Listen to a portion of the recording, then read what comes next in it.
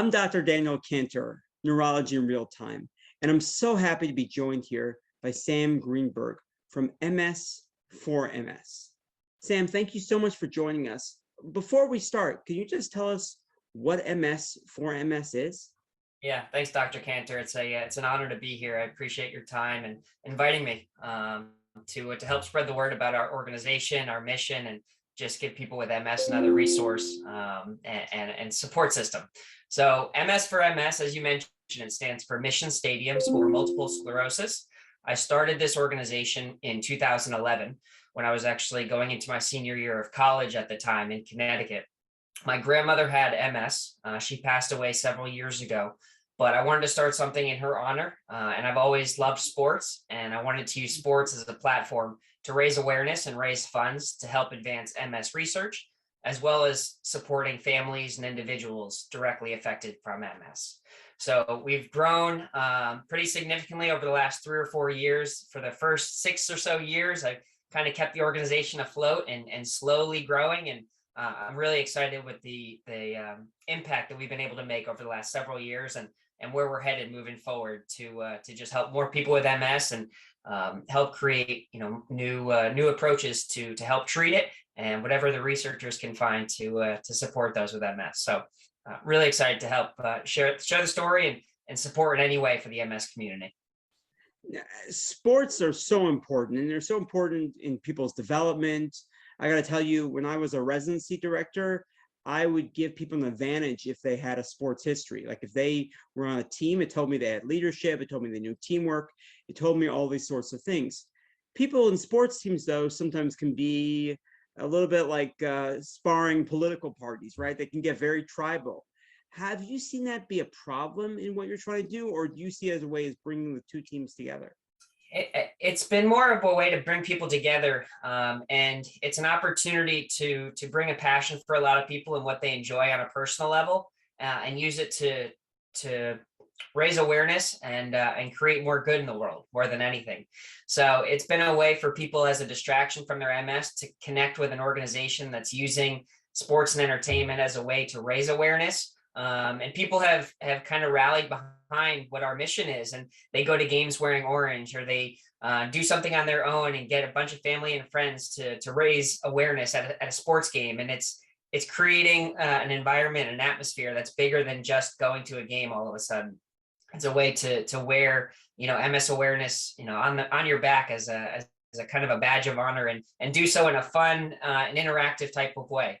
So well, I can imagine, like when you go to a sports game, you're used to seeing one color of team or the other, and then I think the people who come with you, they come all in orange. Yeah, exactly. A couple of years ago when we hosted an event at Yankee Stadium, there was 40,000 people in the stadium all wearing blue, and we were 100 people wearing orange, and everyone around us said, "What are you doing? Why are you wearing orange to a blue Yankee game?" And that's the point. The point is to start a conversation, to raise awareness. And the best part of all of our events is those people who see what we're doing and say, "You know what? I know somebody with MS. Thank you for doing this, and thank you for your support. It means so much." So those are the best moments from all of our events. It seems to me that a big part of what you do is raise public awareness, and it's the public that's not out there online already searching for information about MS. It's people who don't think about it all the time, maybe don't know someone or know someone very casually, and now they're thinking about multiple sclerosis. And that's a good thing because we're inundated, right? We watch TV, if people still watch TV, or we see ads on YouTube, and you see childhood cancer, and it's hard not to focus on those kids. Mm-hmm. And then in the midst of all that, you have MS, and I think people still mistake it for MD, for muscular dystrophy, and so for Jerry's kids. And so this is a great way of raising awareness. But besides raising awareness, what does it do in terms of raising actual funds? Yeah, so twofold. And to add on to the awareness piece, that is a huge part of what we do. And additionally to that, we bring people together. That's a huge part of our events and our success, is that we bring the MS community together and give them an opportunity to connect with each other. There's so much information out there, but sometimes the best resources for those with MS is connecting with others who've been through something similar. So we use our website and our events to give people an opportunity to share their story and connect with other people with MS. Excuse me. To answer your question about funds that are being raised, we're really proud and kind of just honored of the accomplishments we've been able to do over the last few years. We've raised close to $400,000 over the last 4 years for the advancement of MS research and families affected by MS. We do so through a variety of ways, through our fundraising events and our awareness events. We host, creative fundraising pieces to them where people can raise money to attend the game. We do golf events where we get a lot of corporate sponsors involved and raise funds that way. Excuse me. So we get really creative on our fundraising pieces, but it's a huge part of what we do because we're so honored to partner with the Johns Hopkins MS Research Center as one of our main beneficiaries. And in addition to Hopkins, we actually just created a new collaboration and partnership on the West Coast with an MS fundraising event called Dunk MS in California, where we're also going to start supporting UCLA MS Research Health and Mount Sinai Health out in California as well. So the more funds that we raise, the more research centers that we can provide support for, and the more people we can bring together. So the fundraising piece is a huge part of what we do. And, being able to donate a scooter to somebody who's in need, or simply just help them financially with a month of rent or whatever it might mean.